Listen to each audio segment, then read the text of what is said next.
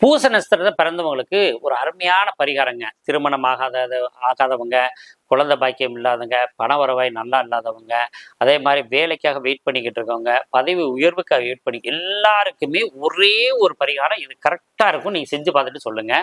பூச நட்சத்திரத்துல பிறந்தவங்க, வளர்பிறையில பிறந்திருந்தாலும் சரி, தேய்பிறையில பிறந்திருந்தாலும் சரி, உங்க வீட்டு பக்கத்துல கட்டாயம் அரச மரம் இருக்கும். அல்லது நீங்க வர்ற வழியிலேயே அரச மரம் இருக்கும். எல்லா இடத்துலயும் அரச மரம் இருக்கு இல்லையா? அந்த அரச மரத்துல என்ன பண்ணணும், நீங்க வீட்ல இருந்து சாப்பாடும், பால் சாப்பாடு செஞ்சுட்டு போகணும். சாப்பாடும் அதாவது பால் ஊத்தி மிக்ஸ் பண்ணி பால் சாப்பாடா கொண்டு போய், அதுல ஒரு அரச மர இலை எடுத்து, அந்த தூர்ல அரச மரத்தினுடைய தூர்ல அந்த பால் சாப்பாடு வச்சுட்டு வந்து பாருங்க.